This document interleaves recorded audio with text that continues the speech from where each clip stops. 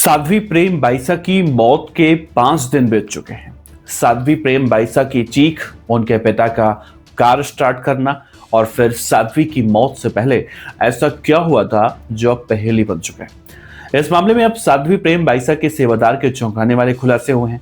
5 दिन जैसा मैंने कहा बीत चुका है, लेकिन उसके बाद भी साध्वी प्रेम बाईसा की मौत की गुत्थी सुलझ नहीं पाई है। राजस्थान के जोधपुर की पुलिस अब तक किसी ठोस नतीजे पर नहीं पहुंची और मौत की असल वजह अभी भी सवाल बनी हुई है। यह मौत प्राकृतिक थी या फिर इसके पीछे कोई साजिश रची गई। पुलिस प्रेम बाईसा की मौत की असल वजह का पता लगाने के लिए गहनता से जांच कर रही है और कोई ठोस नतीजा अभी तक नहीं निकाल पाई है। पुलिस ने 8 सवालों की सूची तैयार की है जो आश्रम के कर्मियों और परिवार के सदस्यों से पूछे जा रहे हैं। सेवादार ने पुलिस की पूछताछ में क्या कहा है, साध्वी की मौत के मामले में अब तक क्या कुछ अपडेट है, बताएंगे। नमस्कार, मेरा नाम है देवनाथ पांडे और आप देख रहे हैं PTF न्यूज। दरअसल 5 दिन बीत जाने के बाद भी साध्वी प्रेम बाईसा की मौत की गुत्थी सुलझ नहीं पाई। जोधपुर पुलिस अब तक किसी ठोस नतीजे पर नहीं पहुंची और मौत का जो असल वजह है वो सवाल बना हुआ है। ये मौत, जैसा मैंने कहा, प्राकृतिक थी या फिर इसके पीछे कोई साजिश छिपी हुई है, इसका जवाब फिलहाल अभी तक जांच के दायरे में है। इस मामले में कड़ियां जोड़ने के लिए जोधपुर पुलिस लगातार तफ्तीश कर रही है और इसी सिलसिले में पुलिस एक बार फिर से फॉरेंसिक साइंस लैब की टीम के साथ प्रेम बाईसा के आश्रम पहुंची। जांच के दौरान प्रेम बाईसा के पिता वीरमनाथ और सेवादार सुरेश भी पुलिस के साथ मौजूद रहे। जोधपुर पुलिस ने इस मामले में शुरुआती पूछताछ के लिए 8 सवालों की सूची बनाई है।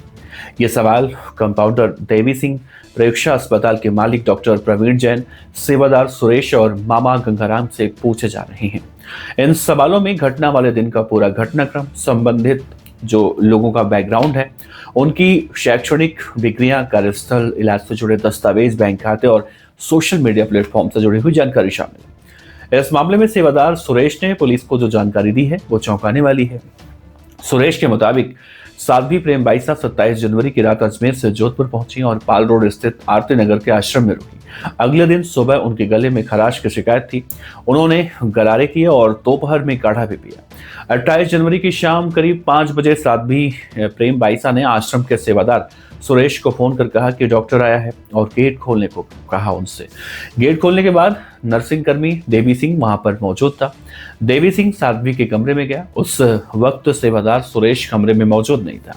सुरेश के मुताबिक देवी सिंह 1-2 मिनट में कमरे से बाहर निकल आया। उसके जाने के 4-5 मिनट बाद आश्रम में साध्वी की तेज आवाज सुनाई दी।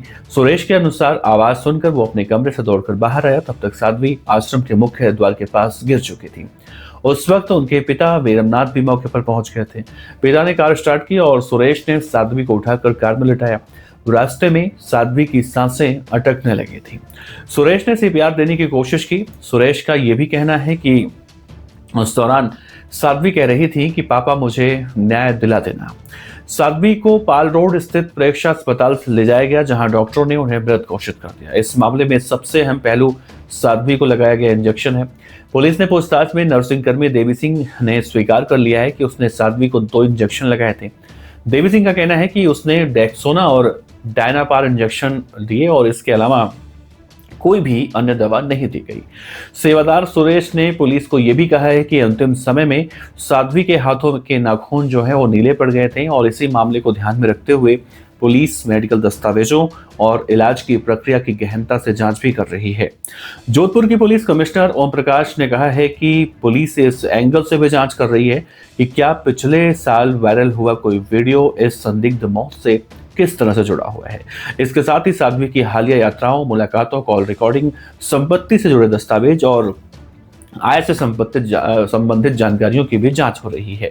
इसीलिए सहायक पुलिस आयुक्त पश्चिम छवि शर्मा की अगुवाई में 11 सदस्यीय विशेष जांच दल यानी SIT में थानाधिकारी जो हैं, उप निरीक्षक हैं, साइबर विशेषज्ञ हैं और भी पुलिसकर्मी शामिल हैं। SIT CCTV footage, call record, medical दस्तावेज और पूछताछ से मिले बयानों के आधार पर पूरे घटनाक्रम की कड़ियां जोड़ने में जुटी हुई है। SIT की मुख्य ACP छवि शर्मा ने कहा है कि जांच को आगे बढ़ाते हुए राजस्थान के जोधपुर की पुलिस एक बार फिर से फॉरेंसिक साइंस लैब की टीम के साथ पाल रोड स्थित आश्रम पहुंची और इस दौरान साध्वी के लिए खाना बनाने वाला जो सेवादार था सुरेश, पुलिस उसे अपने साथ आश्रम लेकर पहुंची। पुलिस के मुताबिक मौत वाले दिन सुबह साध्वी प्रेम बाइसा के लिए उसने खाना भी बनाया था सुरेश ने, और इसी एंगल को ध्यान में रखते हुए फॉरेंसिक टीम आश्रम से खाने के सैंपल भी लिए हैं।